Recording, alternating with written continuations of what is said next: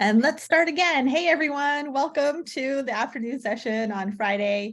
My name is Cynthia Mijares. I am a web project manager for Stanford Web Services, and it's great to see so many familiar faces here.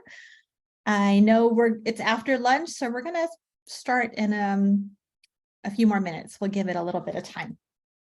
Although we are recording, so be mindful of that recording. John is requesting to record this meeting locally. Oh, did I do it wrong? Hold on, let me fix that. Do you have the Yeah. I'm just going to say deny and do what we have to do. Recording to the cloud. Perfect. I am recording to the cloud, so hopefully. I think with enough of us web technologists on the screen, I think we can figure this out. I know. We had a 50-50. There was a 50-50. Better than 50-50. Exactly. There were only two options. Oh, man. Well, all right. While we wait for a few more minutes, Cynthia, if you don't mind me asking, the group, raise your hand if you use Stanford sites or are considering using Stanford sites.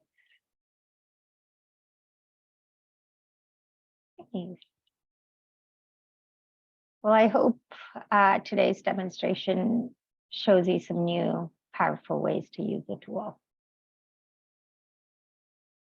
Yeah, since we are recording and there's a bunch of you already on here, I'll put a plug in for our monthly session that we do. Dina and I do an intro to Stanford Sites training session, and we cover the basics really. So the basic page, some of the global elements, and like maybe adding stuff to your menu structure. And we never really get to do a deeper dive because we only have an hour together for those training sessions. So figured camp is the perfect opportunity to talk about some of the other cool things that you could do with Stanford sites, including teasers and lists and importers. Oh my. All right. Actually, let me share this. And for those people, I saw, I mean, it was probably a 50-50 on the screen. So for those folks who are not on Stanford sites and are hoping to either move to Stanford sites or just learn about some of the paragraph components that we're using here, the teasers and lists, you can check out our user guide, and let me put that in the chat for all things Stanford sites. I got you on that for the user guide, Cynthia. Oh, perfect. Thank you.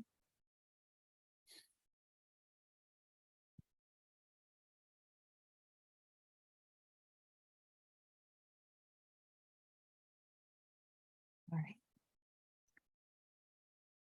Cynthia, so for those that don't know me, I am a UX designer with Stanford Web Services, and I've had the pleasure of working with the entire SWS team to build Stanford Sites product.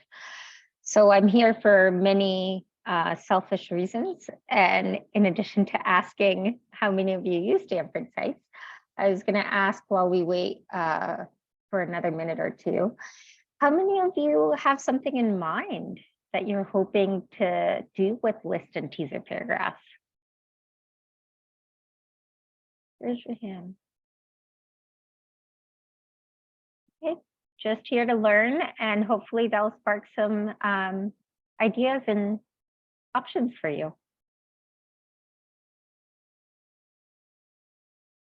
If you can't think of ideas, maybe I'll share some with you, and then Yes, you might be inspired to actually use these things. All right. Well, it's 1:05. We're already recording, so that is a check. I think we should get started. So, hey everyone, I'll reintroduce myself if there were folks who joined after that. My name is Cynthia Mijares. I am a web project manager for Stanford Web Services, and we're going to be talking about some of the paragraph types in our Drupal product, Stanford Sites. beyond the basic page. So these paragraph types are called teasers and lists, and then we also support several importers. So we'll talk about the importers that we support and how do we configure them in Stanford sites. All right, so let's talk about our first one here. Teasers. So first of all, what is a teaser? It's basically the paragraph type allows you to pick specific pieces of content and you can highlight them throughout your site. So whether it's like a news item, a person, or an event, you can pick different pieces of content and highlight them. The nice thing with teasers is you can highlight a single thing, or you can pick multiple different pieces of content and create that curated list. So I like to think of maybe, you know, if you're a site manager in your department or a communications manager, and you have this WebCamp award, okay? We're gonna call it a WebCamp award. And you just announced the winners. So there's gonna be a page about the award on your site. You're gonna want to highlight the person who just won the award. Maybe there was an event that's happening. There's an award ceremony. So we want to highlight that. And then there's a news article in the Stanford report. So 3 things that we want to highlight on our WebCamp award page. And so actually, let me jump over. I figured this is going to be part lecture, part demo. So let's jump over to my website here and let's just jump in and I'll show you how to set that up. Okay. Thanks for your patience as I jump back and forth. Okay, so here's my website. I already created a WebCamp award page. And if I go in and edit this, you'll see that in the right sidebar is our teaser. So I'm just going to grab that and add it to our page. And the way the teasers work is you can select content item or content items. So if I put my cursor in here and start typing the person who just won the award. So Patricia Malone, yay. I should have put someone who's actually here. I should have put Dina or something. Dina's here. I Dina. saw Dina in your list. All right, Dina, congratulations. I was going to nominate myself, but then I didn't show up in the pop-up. Yeah, I don't think you have a profile on this site, but we can make that happen. Okay, so Dina just won the award. There is a Drupal conference, some past event, or the event that's going to be the award ceremony, let's just pretend. And there is an announcement about the award. WebCamp announces award winners. Awesome. Okay, so there's an optional headline. Maybe this is just related information, or let's just call this 2023 WebCamp.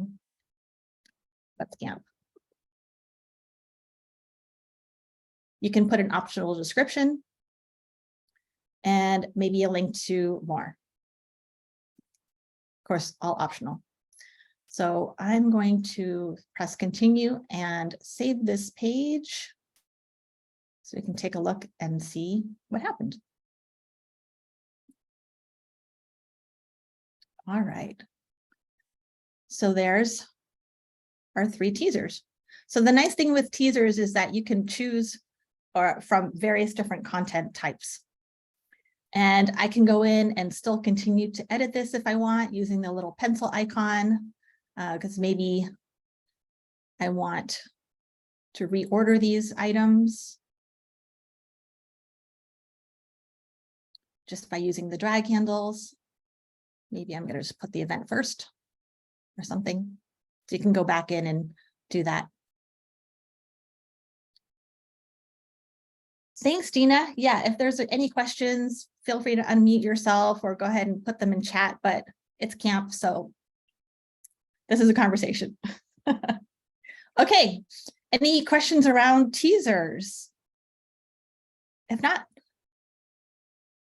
awesome. Okay, So let's you go don't back. have any control, the content editor doesn't have any control over the formatting of those teasers? Correct. Yeah, this is all pre-formatted for you.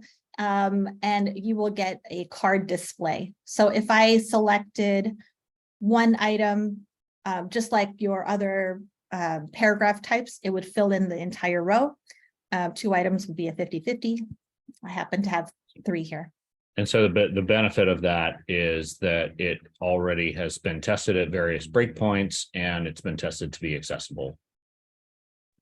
You got it. Yeah, the other benefit would be that if, let's say, I changed my name, but I was still highlighted and you change the record, the teaser will automatically also change. Very true. And Jennifer asked, what's available as a teaser? Good question. You can choose anything. You could choose a basic page, a publication, a course, as long as it's a piece of content. In fact, let me go in and edit this again. If I start typing anything, it's going to bring up any piece of content that you have. When you chose Dina, was that a user? Or was it a profile? That was a profile. Okay, so it's content rather than user. Yes, correct. Anything that's published. Yeah. Is And that public filtered in facing. the autofill? Things that are published? Yes. Okay. Cool. Very cool. Awesome. All right. Let's move on.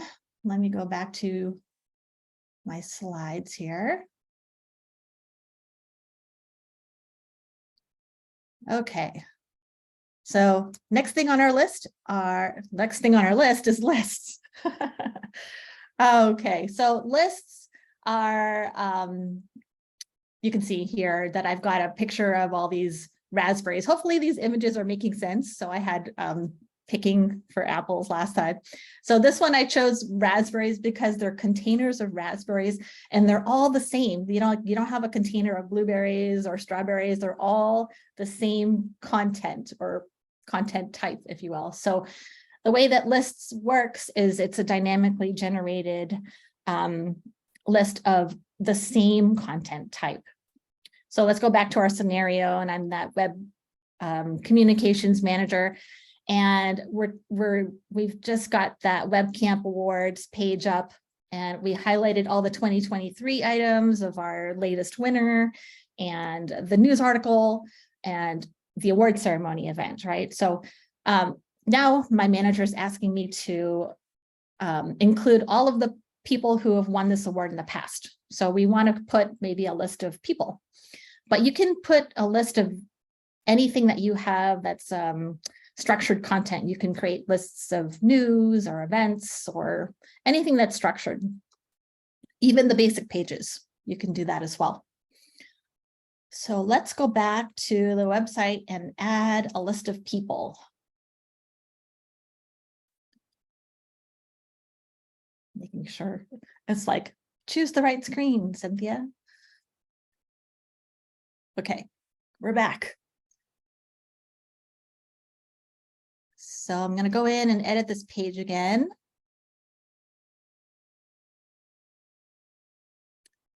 And you'll see here on the right, we've got the list paragraph. So I'm going to go ahead and add that. Now with lists, the first thing you want to do is choose your view. So you can see that I can choose a variety of views. These are basically all the different content types available on the site. And for now, I'm going to say I want to choose a list of people. Once I choose the type of content I want to display, then I can choose how I want it to display. And in this case, there is just one. So some of them have multiple display options, but for people, we just have the grid. Under advanced options, you can input any arguments. So you can select, the arguments is typically a taxonomy term. So if you have a specific group of people that you want to highlight and not just highlight or not display every single person on your website, maybe there's a tag for WebCamp or a tag for awards. That's something that you'd want to input here and your arguments. I only have maybe a handful of people, so I'm just going to display all the people on this website. Then you can also specify the number. So this is something that maybe on your homepage, you want to display your most 3 recent news items. You just want to add in the number 3. Otherwise, it's going to display everything. It's going to display all of them. And again, here is an optional headline. So these are all winners. Optional description, and then maybe a link to see all the people on the website. Okay. So press continue and let's see what we got here. Virginia would like to know how you, for the arguments, how you and terms together. Yeah, great question. Let me, I'll get back and edit and show you how to set that up. So here are all our winners, or basically every single person on the website currently, but put it in a nice grid format for us. All right, I'm going to see. I don't remember what the terms we have on here, but I'm going to take a guess. So the way that you add multiples is with the plus sign. So if there is a session, a term for webcam, which I don't think there is, I'm pretty sure there's one for faculty, and maybe there's another one for awards or something like that. I'm totally guessing. I don't think that's going to work, but you would just add your multiple different arguments using that plus sign.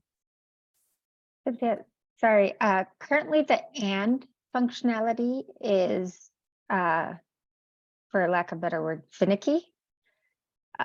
Or seems to work well, but I don't know if Dina found a solution around the and. No, we only support or, we don't support and. So only an or. So if you got faculty plus awards, you're not going to get narrowed down to faculty. And You got awards, you're only going to get faculty. It's going to meet the criteria of either faculty or awards. Yeah. I'm hoping we do support and at some future. Yeah. When it comes to, oh, sorry, Ishi. No, I was gonna talk about the hide or put up a message if there's nothing to display, but I'm assuming you were gonna touch Oh, on no, I was actually going to talk about depending on the way you set up your taxonomy terms, there are ways that you can set it up so that it's maybe a nested term and you're only going to have to ever really display one taxonomy term as your argument. So if you have something specific, Virginia, you want to chat about organization of your taxonomy terms, we can chat about that offline. And you had something about hiding, Ishi? I was just going to put it in chat again, just to clarify that currently the plus sign is an or, and that's what Stanford site supports and isn't currently working as isn't supported. And then if you go into style, Cynthia, there is an opportunity for you to hide the entire paragraph if there is nothing to display. Or you could put an empty message saying, sorry, we have no people to highlight it or no news items to highlight under awards right now. Yeah, that's a great one to use specifically for events, because the lists will only display upcoming events. And that's most likely the opportunity where there might not be an upcoming event. So just hiding the entire paragraph is useful there. So great tip. Thanks, Ishi. Okay, I'm just going to put, I just put an argument for faculty. I don't know how many people are tagged faculty, but let's just see that. What happens there? Can you preview that without saving it? Unfortunately, not in this version of Stanford Sites, but in an upcoming version of Stanford Sites that will be possible coming this summer. Going to be some changes. I think I know people who have influence on that. Yeah. All right, so our list has dwindled down to 3 now. So that's just a little bit of arguments around lists.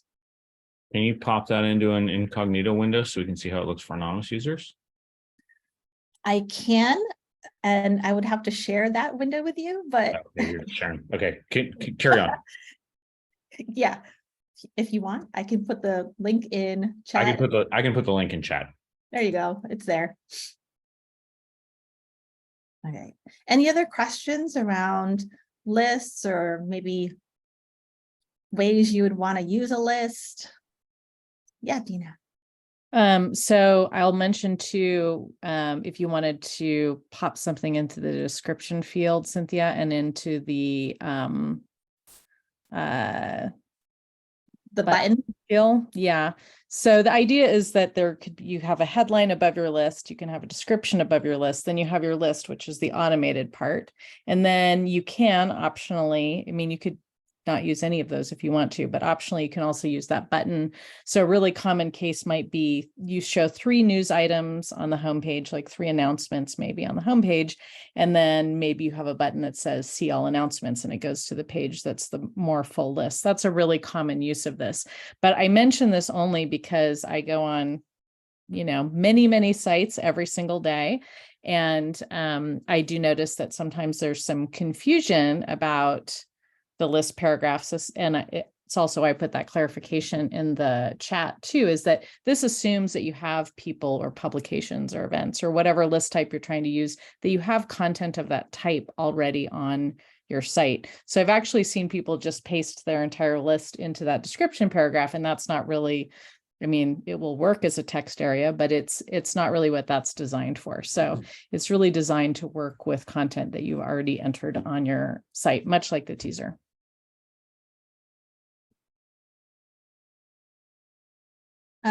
Catherine has a question about images for courses and lists. So currently, I don't know if our content type for courses has an image field or if the importer, I don't think we import images from Explore Courses either. So Explore Courses doesn't have images for courses. Yeah. And so right now our course content type is highly tailored towards an import, which I'm sure Cynthia is about to get to from Explore Courses. But I mean, it's a possible future iteration. And since I just sent you an email, Kat, about what I think you're trying to do, yeah, that would be an interesting thing to explore. Yeah. There's also the option, I mean, that's not really part of this talk, but sub-theming or your Stanford Sites website. I'm assuming you have a Stanford Sites website. Yes. Okay, great. Let's go back. If there's no other questions, we can always come back to questions for teasers or lists. But let's get over to the importers. All right. Okay. Importers. Another image. So I chose this image because this person has beautiful blueberries and they're basically it's all, the same content type, but they're just handing it over to you. So you don't need to create the content on your own website. You are just importing content that's already created and someone is just handing it over to you and you just get to display it on your website. So that's the beauty of the importer. Stanford Sites has the ability right now to import 3 different types of things. So we can import events from the Stanford events calendar, and you can using local lists.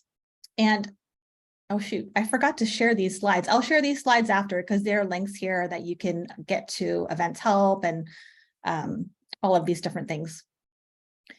The next one is courses. We were just talking about courses. So we do have the ability to import from Explore Courses, and that's another system that will be changing, I believe, in the next academic year. So we will, of course, work to import from that new API when that comes.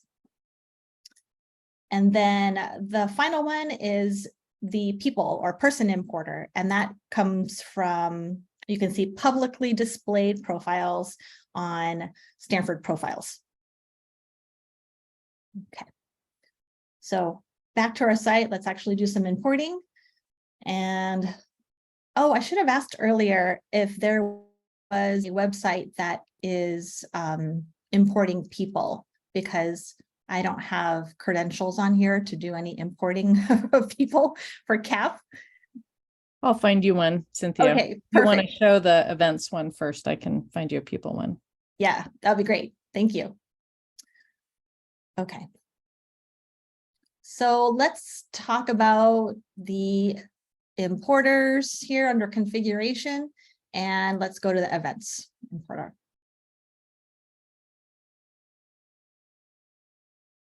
So if you have an account with Stanford Events, you can work with them to set up your, is it loading?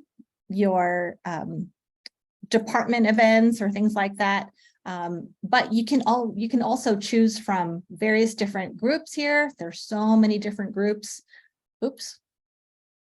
You can choose to bring in events from a specific venue, a specific audience. There's even subject, so anything health and wellness or something. And there's also event types. So I'm just going to go with film screening. So there's lots of different filters you can choose from. And then there's last one down here. It says the content must match. And then I'm going to say any selected group, venue, or filter item. That way I can choose, it'll match any of these items, and it's going to import the content from Stanford Events. I can also add another item. So if I know there's several areas, maybe the multidisciplinary areas that would like to import from several different locations into their website. And that's the benefit, again, because you're not having to create the content on your own. It exists already somewhere, like the Stanford Events calendar, and you can just import it into your site and it's represented there. So you can add multiple different imports. And then you can also do a bookmarked event, and that's also done through the events calendar, their feed. I'll skip that one for now. There's a no results message if there is nothing to display. And I'm going to save and import, cross my fingers for live demos to see if anything shows up. Maybe I should have chose, I don't know if there's any upcoming film screenings. So it says it's migrating from the local list importer. And woohoo, we have 4 items. So I have 4 new events on my site. So I'm actually just going to go back to my site and see if it showed up. So I already have an events page here. And there we are. Film screenings. So you'll notice that it was imported, but it automatically, when I hover over this, I don't know if you can see the URL, but it goes to events.stanford.edu. So the benefit of that is that you're not, if there's any update to the data, actually, this is a good question. If there's any update to the data in events.stanford.edu, I'm not sure if it actually is reflected on your site. Actually, you don't need to reflect it on your site because you're going directly to the source information. So yeah, I just answered my own question. If the date or location changes, and I honestly don't know the answer to that, if that gets updated on cron or what. Yeah, it gets updated on the next import. Yeah, or maybe it's canceled or whatever, but regardless or irregardless, you're going to the source information. So you will link directly out to the events.stanford.edu calendar. So that is how you set up events. All right, let's go to the course importer for now. So again, under configuration, importers, here's our course importer. And you can see it's pretty straightforward. It's a URL from Explore Courses. So I have Explore Courses here. There it is.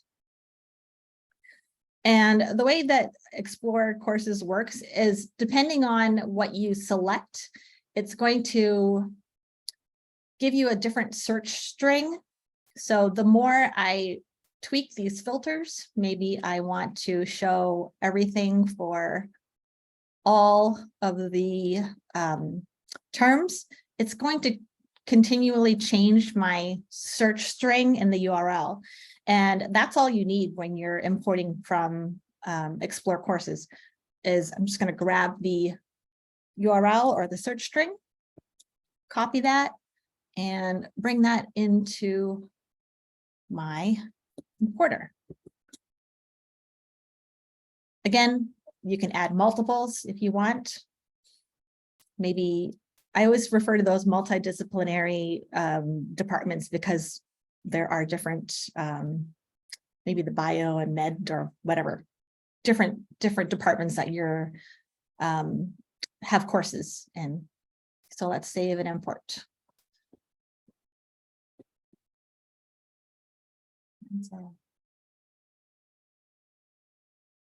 Okay, looks like we've got 12 items. So now if I go back to my site, I'm like, where are they?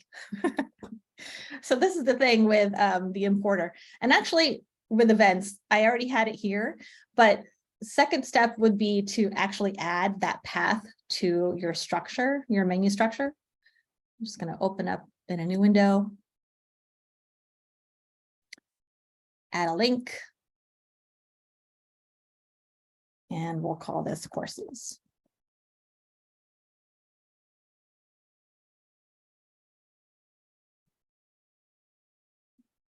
And let's just put it right there.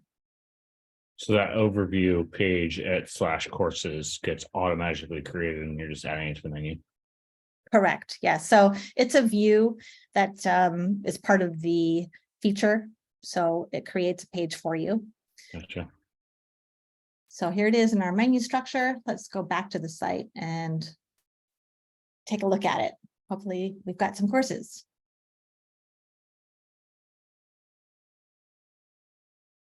Click on it.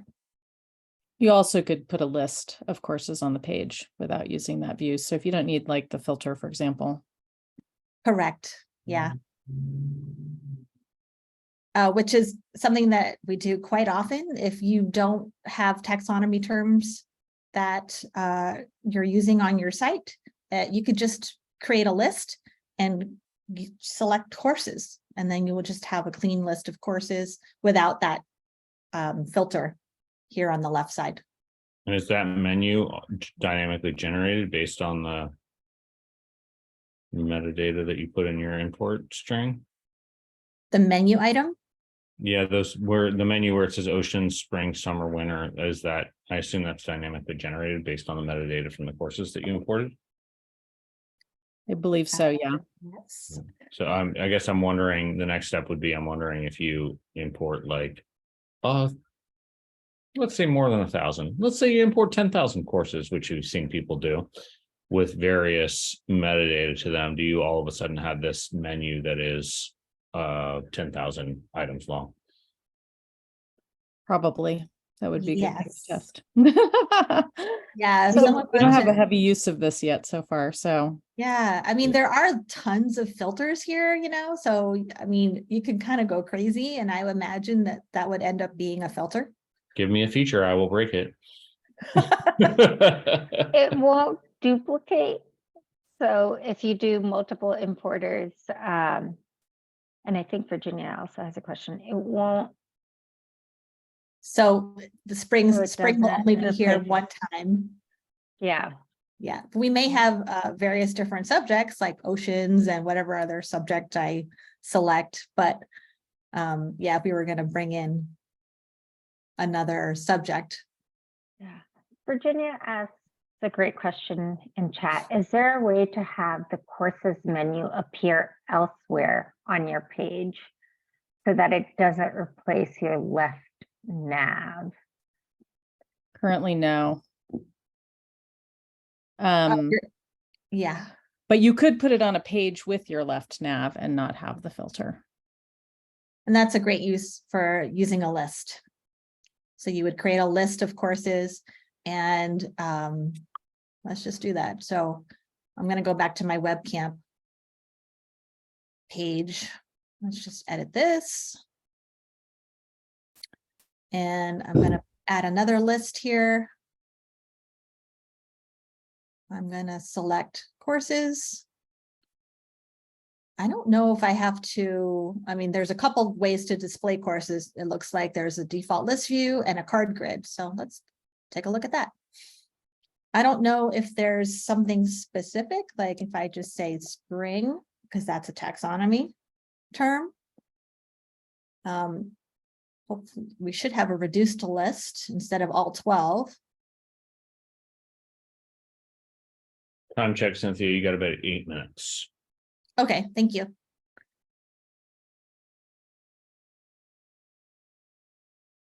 Okay, looks like there are 3 in the spring. And this is the card view, but there's also the default display as well. And then you can add it to its own page in the menu structure. So you could have, it could say courses.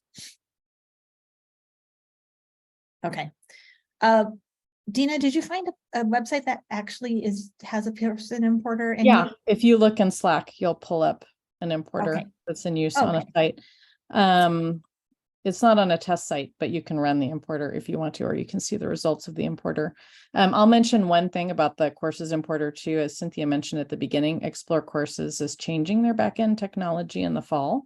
The way that you select courses for import might very well change for next academic year. I don't think we have a good sense of what that would look like yet, but it might not be the same input. It might be something different. Okay, thank you for this link. So I'm going to go back to our website just so you all know how to get there. It's under configuration importers, and it is the person importer. So I've already got it opened on another website. The first thing you're going to do is get some authorization. So there's a link here. You're going to have to file a help share request to get authorization to be able to pull in profiles from the API. Once you have authorization and you fill in those fields, then you're going to want to put in your criteria. Most people use a work group, and that's something that I would recommend, a work group, only because the work group is something that you can maintain outside of the Drupal system. You can add people, remove people. It's pretty easy to use using that work group manager, which is another Stanford heavily used tool. So you can add multiple work groups. You can use the organization structure if you want to display like lots of people based on your organization. If it's a single person's lab, website, maybe you just want to use their SUNET ID, and that's all. That's good too. So let's take a look at I'm just going to go to the people page. Do you have a people page here? This is the academic advising site. Yeah, it might be, you might be able to go to /people. I'm not sure. Okay. Sorry, I should have picked you one that had one of those too. Yeah, also, so there it is. Under this website has a little bit of a custom theme on it, so it looks slightly different, but again, there's the taxonomy terms that they have chosen to use for their person content type and a grid of people here. So I want to stress that it's only going to display publicly or public profiles. So I actually have my profile up here. If you log in to profiles.stanford.edu and then click the edit button. Oh, and sign in. Should have done that before.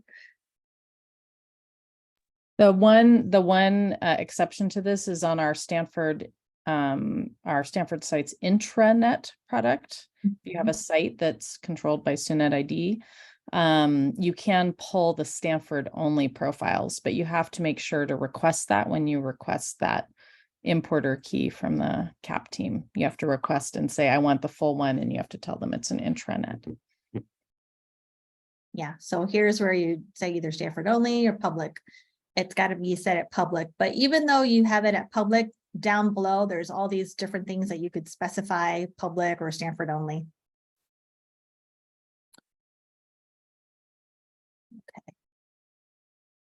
Okay. Any questions about teasers, lists, importers? Thanks, John, for the link to work group. Is there a way to change the layout? For teasers, it's literally the cards. So you can choose 1, 2, or 3 for your row, or you could have a single item. In fact, let me even remove it so you can kind of see, but they are all going to display in a card format at this point. We don't have any other variations Yet. Right? So I'll just take out one.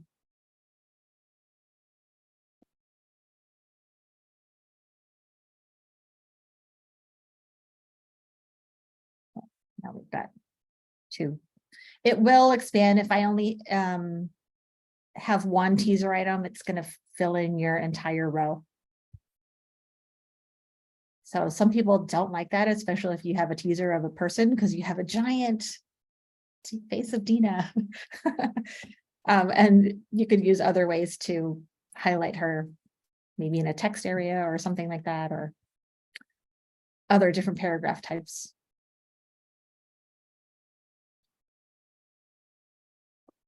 Any other questions or use cases that maybe we can talk through?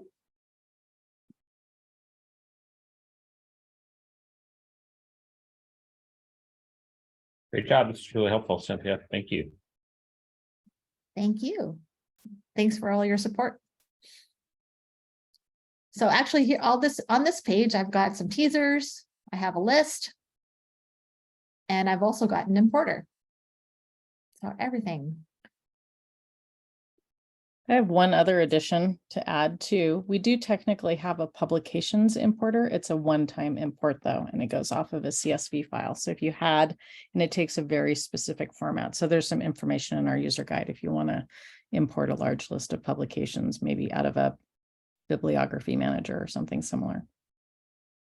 Yes, definitely. It's currently not here.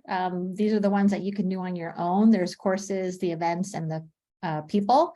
But if you go to the Stanford Sites user guide, you can find out information about that, or just go to the support page and contact Stanford Web Services. And we're happy to help you with that and lots of other things.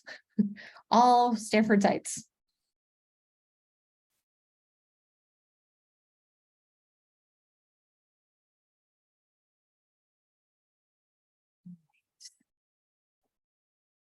Oh, Great thanks job, for the Cynthia. Dina. Oh, thanks, Oh, Ishi. sorry. Yeah, I hope this sparks some ideas for all of you. And as both Dina and Cynthia said, feel free to reach out, visit our user guide, and we're here. Yeah, I'll hang out for a little bit if anyone wants to ask questions or. And I'll stop recording for now. Thank you.